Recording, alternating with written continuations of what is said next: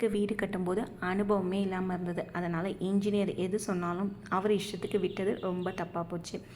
இந்த ஒரு சின்ன விஷயத்தை நம்ம இன்ஜினியர்கிட்டே கரெக்டாக கேட்டு வாங்கியிருக்கலாம். என்னென்னா, இங்கே வந்து இபி பாக்ஸ் இருக்கும், மெயின் பாக்ஸ். அதில் வந்து 3 லைட் இருக்கும். அது வந்து 3 ஃபேஸ் கரண்ட் இருந்தால் எரியிற லைட்டு. அந்த ரெட், எல்லோ, ப்ளூ.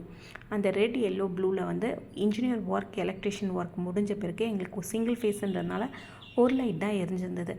ஃபேஸ் வந்ததும் ஒரு லைட் மட்டும் எரியல. அப்போ வந்து கவர்மெண்ட்லேருந்து வந்தவங்கள கேட்டதுக்கு, இது பீஸ் போயிடுச்சு, நீங்கள் வந்து எலக்ட்ரிஷியனை கூப்பிட்டு சேஞ்ச் பண்ணிக்கோங்க, உங்களுக்கு 3 ஃபேஸ் வந்துருச்சுன்னு சொன்னாங்க.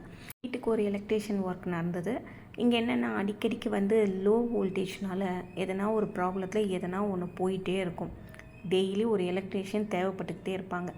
அதுக்காக வீட்டுக்கு ஒரு எலக்ட்ரிஷியன் வந்தார். அப்போ ஞாபகமாக வந்து இதை சொல்லி மாற்றிக்கிட்டோம்.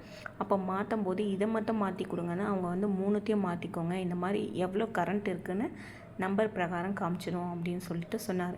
அதனால் எங்கள் வீட்டுக்காரர் 3த்தையும் மாற்றிட்டார். மாற்றின பிறகு பார்த்திங்கன்னா அப்பயும் அந்த ஃபேஸில் கரண்ட் வரல. அப்புறம் பார்த்திங்கன்னா அது வந்து இபிலேயே ஃபால்ட்டுன்னு சொல்லிவிட்டு இபிக்கு கம்ப்ளைண்ட் பண்ணி அதுக்கப்புறம் அதை சரி பண்ண பிறகு இப்போ கரண்ட் வந்துடுச்சு. இந்த நியூ மாடல் வந்து நம்பரோட கரண்ட் வந்து வீட்டுக்கு எந்தெந்த ஃபேஸில் எவ்வளோ இருக்குதுன்னு காமிக்குது.